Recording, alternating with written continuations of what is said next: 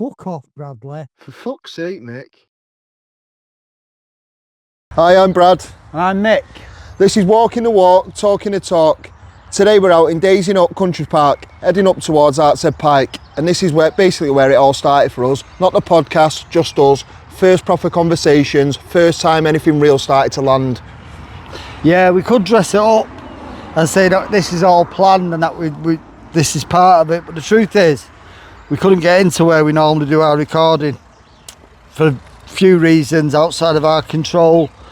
Staff training, bank holidays, just stuff like that.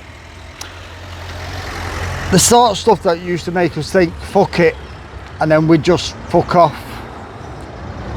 But instead of doing that, we're here doing this. Not because it's clever, just because it's what needs doing. When you start to get a bit of structure in your life and a bit of faith in something other than yourself, you stop using things like that as a reason not to turn up. Yeah, before, something like this would have just been a perfect excuse. Now it's just something to work around. And to be fair, this is how our friendship started. Just walking, talking and getting to know each other. So we're just going to get into it, how we met, what we were like back then and what we actually thought of each other, because that wasn't all positive. Was it fuck? Nah. Well, this was one of our first walks, this wasn't it? Do you remember? I asked you at the meeting to come on, if you'll come on a walk, and we come here, didn't we? Yeah, we came down late on last year, wasn't it? We came down here and we... was it about October time? Somewhere around, yeah. It was just turning from into the worst of the weather, but it still was okay. Yeah, I remember I turned up in a pair of shorts, didn't I? Yeah, a pair of shorts, and Brian came, didn't he? Yeah, it was good. Still struggling, but he made it. Just the three of us came down here. And I think that's where we first formed our friendship, from that very first walk. 'Cause I didn't know anything about you, and you didn't know anything about me, but it was good. I'd heard of this Brad lad. Have you met Brad yet? Have you met Brad yet in the fellowship rooms? And I went, no, don't know what you're talking about. And then, oh yeah, he's all over social media, he does this and he does that. And I thought, oh fuck Brad, I'm not interested in him. Yeah. And then you came in and I still didn't know you, just you knew. And you said, no. And then I've just seen you in the room, you was just, you know what I mean? Fucked. Yeah, I was fucked. And you know what it's like? I come to that meeting, then I was ruined, you know, not long out of prison. I was on the bones of my arse, and I didn't have the courage to ask you to do some work with me. So what I always knew worked for me was walking and talking, you know, and that's what we did. It was a Sunday, wasn't it? That's what we did. Yeah, we met up on a Sunday, and you said, yeah, we'll walk up to Artshead Pike. Why not? Fuck all else to do. And then as we was walking, that was when you built up the courage or whatever you did, and you said, you know, you pulled me to one side then and you asked me if I could do some work with you, take you through some of the work that you'd already done, but you know it obviously hadn't worked because... I didn't work properly, no, because I've not done it to what I needed to do, to the level. I never fully surrendered, if I'm honest with you, because I used to think to myself, oh, what about when I get married, my birthday and all that? Can I not drink then? So to me, I've never fully surrendered with that. Yeah. And then I thought, do you know what? At first I thought, I can't be doing with this kid. Fucking hell. So I need him like I need an hole in the head. But then I thought, no, you know what? That takes bollocks, It takes bollocks to someone who's, a stranger. You met me once, and then whatever you'd seen, you'd thought, I want a bit of that. Yeah. And I thought, that takes bollocks, And I said, yeah, from that minute then. And we just became mates then as well, didn't we? No, we did. And do you know what's good around the fellowship and stuff like that? Is it brings people together, doesn't it? You know, and I knew I wanted a bit of what you had, and you know that's what saved me. And you know, I come in them rooms, my ego was massive, just got out of jail, thought I was Jack the Lad, this, that and the other, but I was ruined at the same time, I was scared. And you fucking beat that ego right out of me, and you still do to this day. Don't get me wrong, I'm not perfect, but the guidance. I've never had that guidance, someone that's challenging me and someone that points me in the right direction, someone that tells me when I'm wrong and someone tells me to sort my fucking head out, and that's what you do with me, and I appreciate it and I'm grateful for you. Yeah, and it's like that, you know, and I need you as well, you know, because sometimes I can be too much into myself and my own problems, and I've got this going on or I've got that going on. I know I can't be arsed today, and then, you know, you'll send me a message or you'll phone me, and the other people do it as well, and it lifts me out of it. It gets me out of myself for a bit, and I have to say, you know, because I've got to think about what you're doing then, and sometimes you don't phone me, and that's the worst time, is when you don't phone me, when you just run ahead and you just do something, and then you go, oh, and then I have to message you and say, what's all that about? What's going on with that? Or, you know, and it's not, you know, we all know social media, etc. But sometimes it can just be in life as well, you know, where I'll just, you know, just say, what's he doing that for? And I think that has really helped you, because, or what has really helped you is the fact that I don't give a fuck. I'm not bothered if I upset you, because ultimately, so what? If I save you, that's what I'm doing. If I upset you, and if you then think that Mick's a fucking right knobhead. There has been times though, haven't there, when I've been like, but I need it, because I've never been challenged, and that's the beauty of this stuff. And honestly, I can't thank you enough for what you've fucking saved my life, man. Yeah, and you mine as well. And sometimes I think that's what it is. Sometimes people get a bit arrogant, or they get a little bit up themselves, and you fall out with people. And I do it all the time. I think, fucking knob, and end up not speaking to him or whatever. But I think with us, you've not had that opportunity, because I'll just phone you anyway, or I'll just message you anyway, and say, this is how it is. And the fact is, what I like as well, you do what you suggested, you invariably, or you'll explain, no, I don't want to do that, and that's fine, as long as you've got your own mind, and I don't know all the answers. But then as well as that, it's like, we can be honest with each other, and we can just, and I know I can say to you, stop being a fucking tool. No. Stop doing that, or do it this way or do it that way. And then you'll remind me as well sometimes when I'm fucking acting the fucking idiot, or when I'm particularly miserable. That's a big thing for me, when I'm absolutely down and I'm thinking I just want to close my curtain, shut the world off, tell them all to fuck off. And as soon as I started doing that, that'd be the day when I'd be picking up. So you've helped me just equally as much. Yeah, man. Definitely. And it's good. It's the beauty of this stuff now. You pass a message on to me, and now I'm passing the message on to other people, and it's just, the gifts of recovery. And like you said to me, when I said to you that time, I said, I've done the 12 steps. You went, no, have you ever took anyone through the work? I said, no. I went, well, you've not done the 12 steps. I've always got selfish, me, and got to a certain point, got myself fixed, and thought, I don't need this stuff anymore, and I fucking tripped up. Yeah, and it's a selfish, massive, innit? That's it, and it's a massive thing. It happens a lot. I hear a lot of people saying, oh, I've done 12 steps. And then you say, how many people you took through the work? And they go, oh, no, I've not done that. You're doing a fucking 11-step program, then you fucking daft idiot, and that doesn't work. 11-step programs don't work, or I've not seen them work. You need that 12-step, because we say it. It's taught to us, you know, by giving it away, we get to keep it. Yeah. And if we don't give it away, we'll never keep it. No. It gets taken away from us. Simple as that. It does, and it's powerful, isn't it? Do you know what I mean? Because if you think to yourself, it's just that one thing. You can't have a drink or use drugs again. So be it, innit? Do you know what I mean? But some people can't accept that. I couldn't accept it for so long, me. Yeah, I couldn't accept it when I told myself I can't do this anymore. And I think one of my big awakenings was when I realised that I could, if I wanted to, because I was over 18, I had money. I wasn't barred from every pub in Manchester or whatever, and I could do it if I chose to, and that was it. Then I realised I didn't want to anymore, and once I could get my head around that, I can, but I don't want to. I don't want to do loads of stuff. I don't want to drink that fucking river water there, so you know what? I can do. I don't want to. Part of your journey is you've never been a relapse, has it? I've had a relapse in me, and you know, going back out there with a belly full of this stuff, it's a worst feeling in the world, and that's what.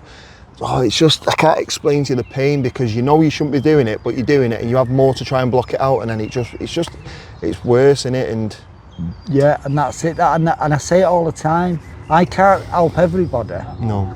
because there's a reason that I can't put it with everybody, and one of the main reasons is I can't tell them about relapse. I can only tell them about what relapse looks from the outside, not what it feels like from the inside, because I haven't done that. Yeah. You know, when it was my time to put it down, I've put it down up to today, because I did that stone wall.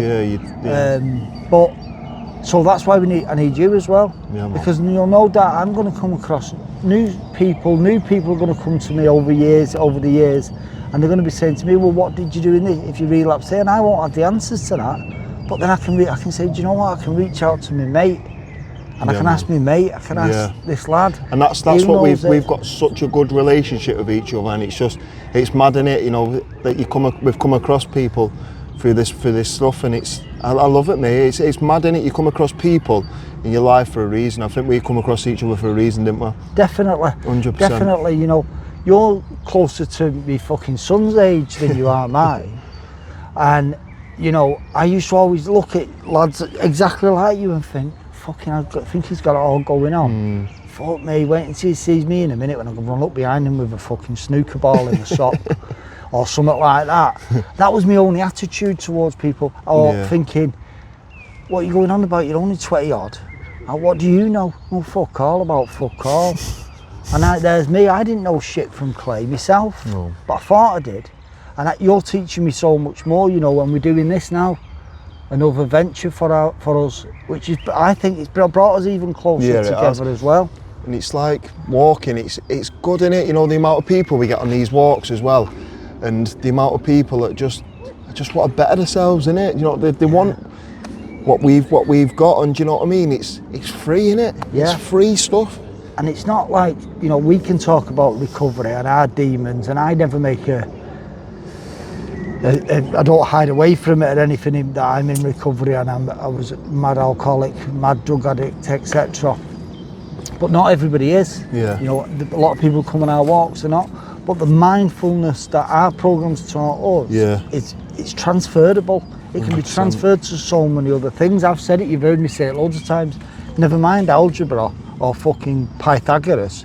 They should be teaching mindfulness and philosophy, stuff like this. What we've learned the hard way round, basically. Yeah. But we've learned it. They should be teaching that in schools. In my opinion. Do you think addiction should be taught in schools? I don't know if addiction can be taught, to be honest. Because I think addiction itself, you're going to get into it, and if you do, by the time it's got you, it's got you. But I think mindfulness, and like I say, that philosophy around it, what we're now learning, that, you know, allowing things to go, allowing to let ourselves to let stuff go, allowing ourselves to say that's not my problem. Keep our side of the street clean. These are all cliches we learn and we live by now. But if other people did that, you'd find I think the world would be a better place. 100%. If everyone kept the nose clean. You know, you've got politicians. If politicians kept the fucking nose out of other people's business half the time, we wouldn't be in the mess most of the countries are in. Fucking hell. So here's one for you, Mick. These people that go on the internet about saving people's lives, wanting to take money off people, these so-called life coaches, what are your thoughts on them? Yeah, man, you see it all the time, don't you? I'll save you, pay me some money and I'll save you. And I've spoke about this before with you, you know, no problem, give me $2,000 and I'll lie to you for a week and tell you how good you are and how brilliant you're doing everything, or how, oh, you're all right, you don't worry about alcohol at the moment. But you seem to get a lot of it more off, like it's all coming out now, innit? Do you know what I mean? Every place I go on Instagram or whatever, there's these people trying to get, oh, we can help you get off the drink, we can help you get off the drugs without working a programme or anything like that. I just think it's bollocks. Yeah, it's a graft, man. That's what it is, it's a graft. They might wrap it up in all this spirituality, they might wrap it up in all this ribbons and bows, but it's a graft in my opinion.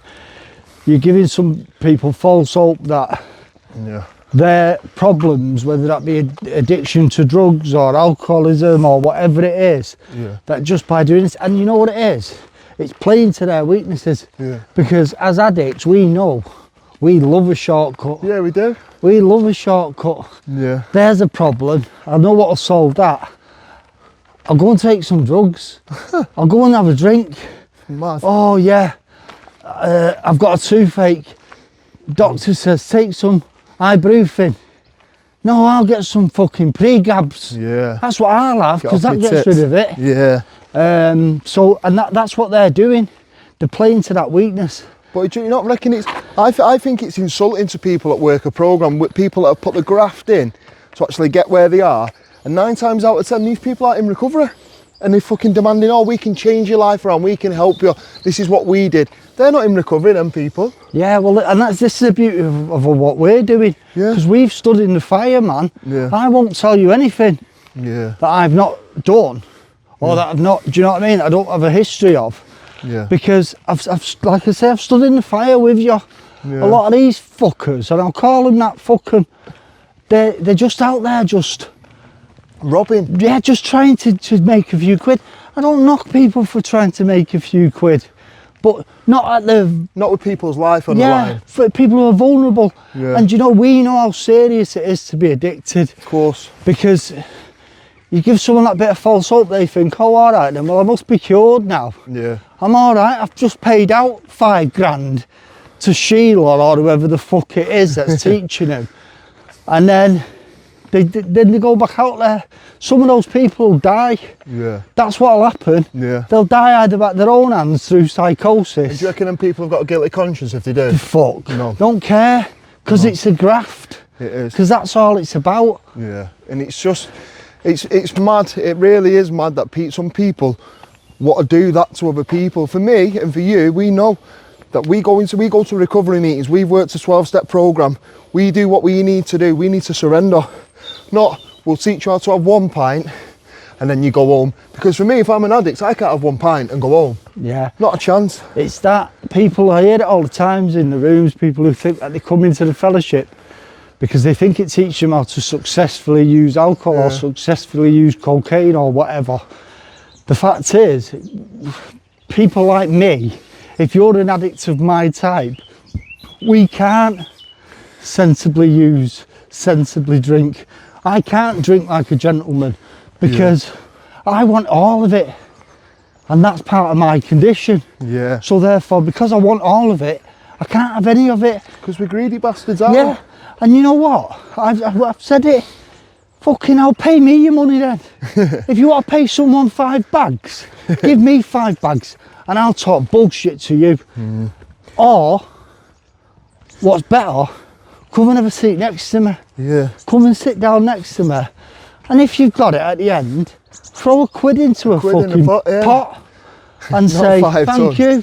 And you listen to the opinion of maybe 5, 10, 30, 50 other people who have been where you are. And that's all it is. And most of these people, they're not face to face, they're over the computer, they're over a screen.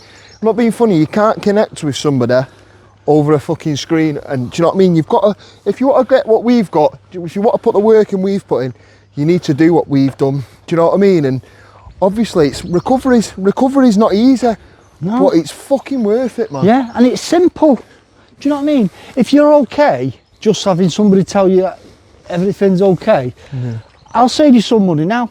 Shout, Alexa, tell me how I can stop using cocaine. Or ChatGPT. Yeah, and it'll fucking tell you. And it won't charge you more than what you've already paid fucking Amazon for it. But that matters, it's the same thing, you might as well be doing that. Because most of those people, I'm not going to say about all of them, but most of them haven't got a fucking clue when it comes to drugs, alcohol, crime, gambling, sex, any of those big things that we know, or I certainly know. I was addicted to drugs, I was addicted to alcohol, I was addicted to sex, I was addicted to crime, I was addicted to gambling. Yeah. I couldn't have gone on a course and said that, fucking hell man, I'd still be paying it now. Yeah, yeah. And the most thing what people are scared about, and what I think for me was one of the hardest actions I had to do, is as soon as you walk through them doors and you walk in that meeting, you're there, aren't you? That's the hardest bit. You sit down and you fucking listen. And for me, that's all it is, for breaking them fear barriers. And that's why we do these walks as well, because it gets people breaking them fear barriers. Like, get out and fucking do it with us, man. Yeah, yeah. And sometimes that is a big thing. You know, I can remember going into my first meeting and I was fucking riddled with fucking fear. I didn't know it was fear, but that's exactly what it was. And just, I had a big fucking bright red coat on, fucking trying to hide away in this fucking meeting. Yeah. And because I just didn't want, you know what I mean, I was so fearful. And somebody said it to me in my first meeting. You know, one of the old timers said to me, is it your first meeting? I went, yeah, he asked me my name. I said, my name's Mick. And he went, yeah, do me a favour, sit there and shut your fucking mouth and listen until you've got something to say. You'll know when the time's right. Yeah. And at first I thought, fuck are you talking to, cheeky twat? But you know, it's the best piece of advice I've ever had. Of course it is. Because just by listening, and I did loads of meetings to start with, and I just listened, didn't say a word. Yeah. And do you know what's good around what we do as well? Is people can pick up the phone and ask us, oh, I'm struggling, reach out and all that. If we was in the madness, right, how many people would ring up, oh, I'm really struggling with mental health? Because we'd say, fuck it, yeah, come round to ours, we'll get on it. I'll bring all your money with us, we'll fucking, no one liked me in the madness. How many drugs have you got? How many drugs have you got to start with? Before we go into all of that about your mental health and about how depressed you are, how much money have you got? How much drugs have you got? Yeah. Let's take it from there. I didn't give a fuck about that, their mental health or anything.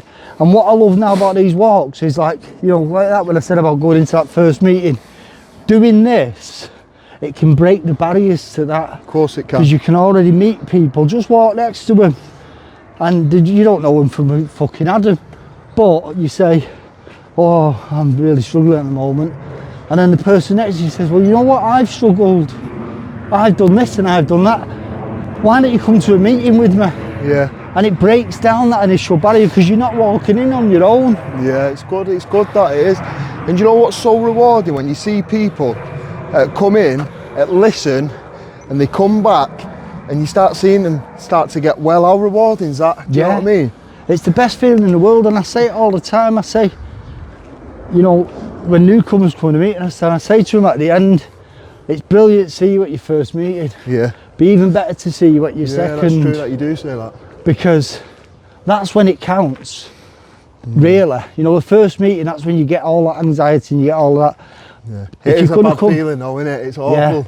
But if you're willing to get through it and you're willing to come back to your second, then you've got a chance then, in my opinion. Yeah. You've got a chance because something's sunk in, something somebody said somewhere during that meeting, and it might be just an off-the-cuff comment, it might be something really deep and philosophical or whatever. Whatever it is, it's sunk in and it's made you come back because you want a bit more of it. Yeah. Or you might have seen something 100%. And thought, do you know what? That fucking Mickey's a right fucking mad cunt. But he's sober. Yeah. And he's just told me that story about what he's done there. If he can get it, fucking hell, maybe I can. Yeah. And you know, I couldn't think of anything worse now to going back out there, because you think your head tries and convince you to try and get you back out there. Oh, it'll be all right this time.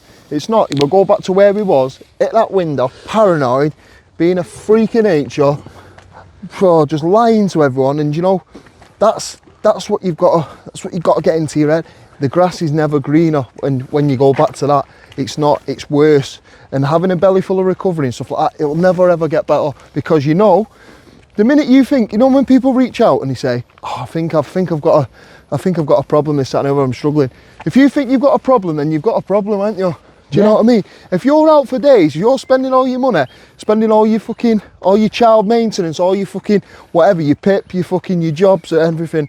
If you're blowing all that and you've not got a pot to piss in, you've got a fucking problem, man. Exactly. That's exactly what it is. You know what I mean? And we say, don't we, when it's costing you more than money, you've got a problem. When anything, you know what I mean? When you're realising, if you've got the bollocks, or it's that bad that you've got to step into a room of perfect strangers who are all fucking weird, and telling all these fucking stories of chaos, then if you've got that in your head, that's easier, then you must have, what you've come from must be fucking terrible, and it is terrible. Yeah. And it's fucking, it's like, you know what I mean? It's fucking, you're out there doing it all, being a weirdo, doing all those seedy things. It's mad, innit, though? And as soon as I go, it gets into my head that that's a good idea, I have to nip that in the bud straight away. Yeah.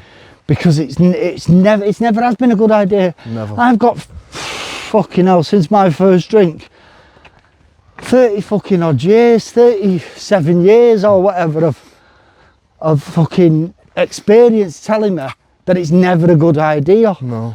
But you know, it can still come in, so I have to nip it in the bud and say, do you know what, it's not going to be different this time. It's not going to be. It's never, because it never has been. It's not. And you know, and I've got experience of that as well. Do you know what I mean? You've never looked back since. You know what I mean? I think for me, it's been part of my journey, and it's been hard, man. It's been very, very hard, and a lot of it's swallowing your pride and stuff like that. But being on this recovery bus now is the best decision I've ever made.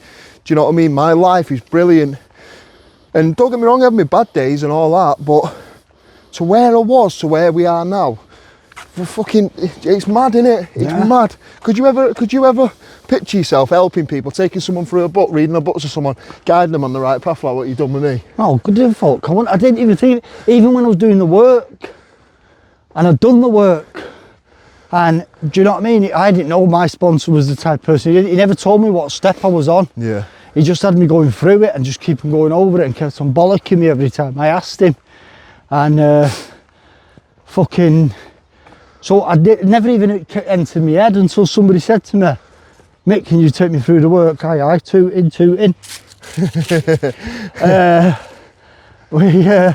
And then I had to ask them, am I qualified? Yeah. Am I qualified enough to take this person through it? Because I still didn't feel like I was. No. And I think that's a big thing with us in addicts in general. We never feel enough. Yeah. You know, we have that missing part of us. Yeah, you do, and for me as well, is what I get a lot out of it, what's so rewarding, is people being able to trust me and stuff like that, because when I was in the madness, no one could ever trust me because of the lifestyle I was living. Yeah, no one would trust me. Yeah. Fucking hell, no way would they? Yeah. And rightly so, I was untrustworthy. Yeah. I would take your fucking breath. You know, Yeah. I'd take your shoes and come back for your socks. I was horrible. Yeah. And you know, and I can't blame drugs or drink on a lot of it. I can blame it on some of it, but I can't blame it on a lot of it. I've had to have a complete, what we know as a psychic change, as it were, and I'm not spiritual or anything like that, but it is known as that, and it's an easy term to use, so we'll stick with it. And I've had to have that complete psychic change to say, no, I'm not that person anymore, and I'm not that person anymore. Yeah. And like you just said, people do relapse, and you know, I don't want to say I encourage relapse, because I'm not encouraging it, but when people say to me, oh, I really want to get on it, fucking go on then. Go on then.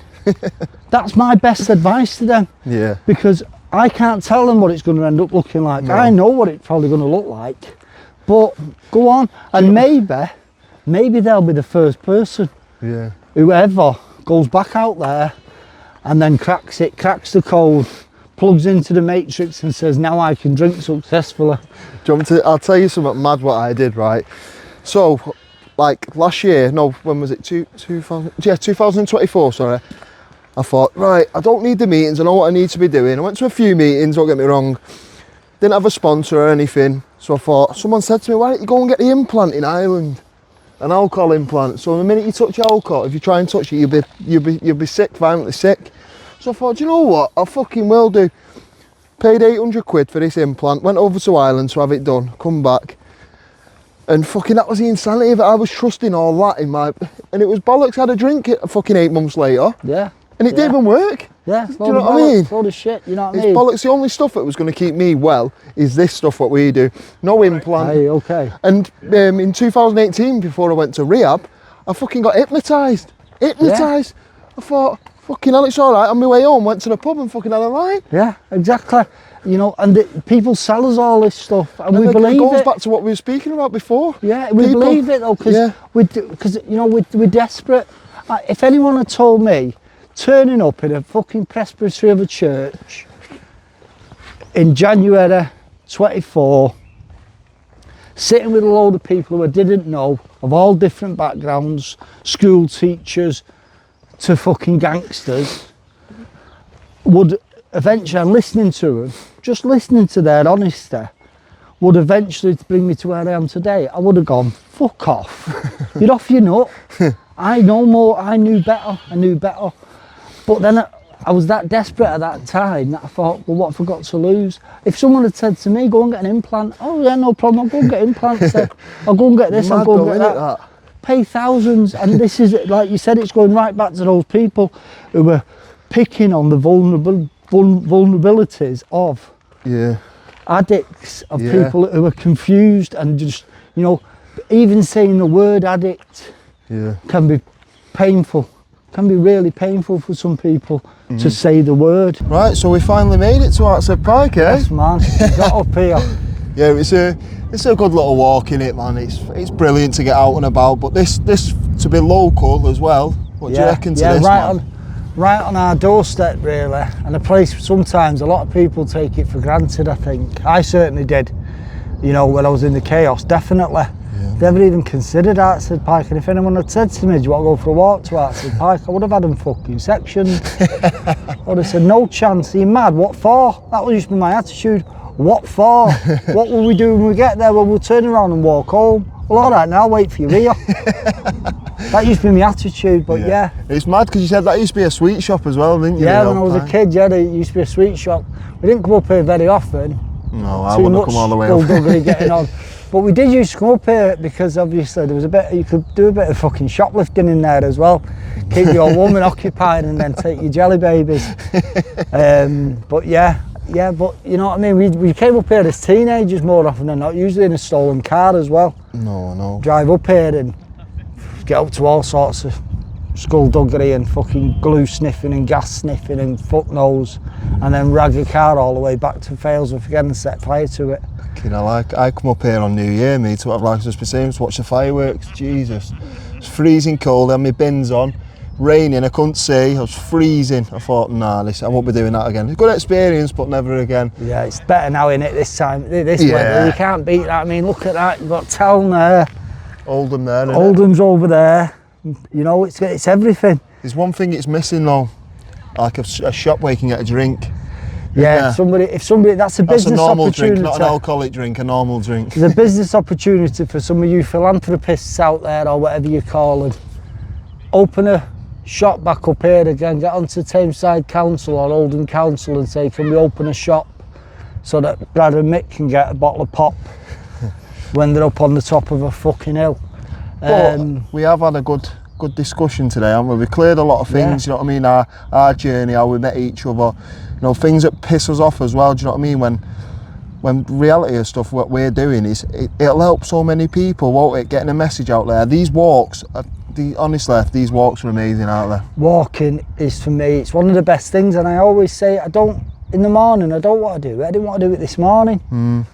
And I could have thought of 1,000 reasons not to. But that's what we do, don't we? I have to do it. I have to do it for me. You know what I mean? And like I said before, you know, I'm really proud of my sobriety. Yeah. I don't ever look back at me and I don't ever think, I wish I hadn't done that. Or I wish I hadn't sniffed cocaine. I wish I'd never drank alcohol. That's not part of me. I'm grateful for everything I've done, because I've had some fantastic times doing it as well, don't get me wrong. But if I hadn't have done all of that, I don't think I'd be sat up here now with you. No. I don't think we would have met. We wouldn't have been together if you'd not done it, if I'd not done it. No. And you get up here, and like I say, I wear my sobriety now as a badge of honour. I wear it on my hands, I wear it on my neck. So that people can see it and it starts conversations. And I just must say, just because a real good friend of mine wanted me to give him a little bit of a plug, the guy who does all my tattoos for me. So if you want a tattoo and you're from Failsworth or Oldham, I'm sure if you mention Walking the Walk, Talking the Talk podcast, at Plant Tattoo Studios in Failsworth, and you want a recovery-based tattoo, like I've got a Serenity Camel and I've got Sobriety on my knuckles and stuff like that, he'll give you 10% off if you say, you know, Brad and Mick. So go and see Johnny down at Plant Tattoos. Yeah, man. And also, I'd like to say thanks to Sam for today, for coming out and doing what he does, man. He's a man. He's probably the best out there, isn't he, Sam? Yeah, you can't. I can't big him up enough. You know what I mean? What's it called, Sam? ST Media. Yeah, man. ST Media. So if you're looking at doing what we're doing, you know, if we can do it, fucking hell, we're only two knobheads sat here talking. If we can do it, yeah, and you're looking to start your own thing, I'd encourage it. You know what I mean? There's enough room out there for everyone. Yeah. But if you do, ST Media, man, that's who you want to get to. Yeah, fuck man. All the other ones. And also, to people that are struggling and, you know, they've listened to us today, what would you say to them, man? Reach out, first and foremost. Reach out and just say, because sometimes you won't even know. You might not even know that you're struggling. You just might know that something's not right. Reach out to us. You know, I'm not doing this podcast or anything else that I ever do because I want the glory off, or I want people to think that I'm special, because I'm not. You know, I still fucking wipe my ass with one hand. I'm just the same as everybody else. But reach out to us if you really need to. And if that be through one of these videos, or, you know what I mean, through social media. Or in meetings or whatever. Come to a meeting. Come and say, you know, reach out to me, say, what meetings do you go to, Mick? Because if that's what it takes to get you into a meeting, then so be it. And that is the reason why we do it. It's to say to you, you know, don't tell me you can't do it. Don't be fucking sat at home now saying, oh no, I can't do it, I'm too far gone. Fucking right here in front of you, mate. You know, bottles of vodka a day, yeah, copious amounts of drugs. You know, took drugs like a fucking champion, mate. And here I am today. Yeah, man. So if we can do it, two morons, anyone can do it. Yeah, man. And also, if you've not yet, like, subscribe and share. You know, these people that are viewing our videos that are not subscribing and liking it, get it out there, man. Help someone, because that's what we're trying to do, aren't we? Yeah. And can I just say as well, there's the t-shirt still up for grabs, by the way. Not this one, but similar. Fuck off Bradley t-shirt. If you want that, let us know that you want it anyway, and then we'll see who we're going to pick for it. But also, he doesn't know I'm going to say this because I've just thought of it. My lad away decided to get a bit fucking cocky on Instagram and put a post on with we both had our t-shirts on saying who wears it better.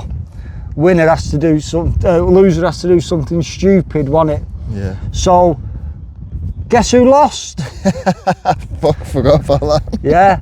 So, what I want is some ideas as to what we're going to get Smiler here next to me to do. It's got to be something funny. It can't be something too cruel. Don't make him drink bleach or fucking anything like that. You know what I mean? Don't be too cruel with him.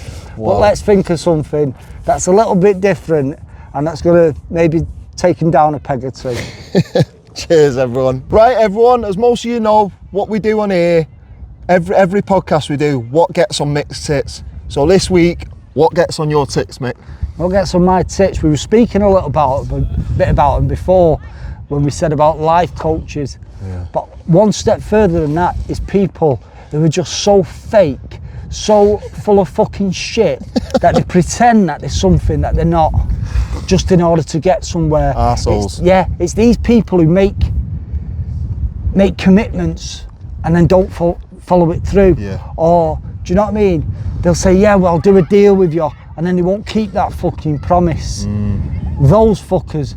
Sneaky bastards. Slimy little cunts, yeah. That's what they are. And it's, you know what I mean? They think they know everything. What really gets to me is when people start professing to me about recovery and addiction and saying stuff like, well, you know, well, was you really that bad? Was you this? Was you not that? just have one? Yeah, can't you just have one? Well, I know my Auntie Margaret, she used to say she was an alcoholic, but then now she can just have one. No, she can't. Because if she could, she wouldn't be a fucking alcoholic. None of us choose it. I never woke up at 6 years old and my mum said to me, Michael, what do you want to be? And I went, oh, I'd love to be an alcoholic, ma'am. It came to me. So it's those people, that's what gets on my tits. It's those people who are fake, who profess to know something that they know fuck all about, and they go through their life basically doing a graft, ripping people off, pretending, give me money and I'll save you. You know what? Fuck off. Cheers, Mick.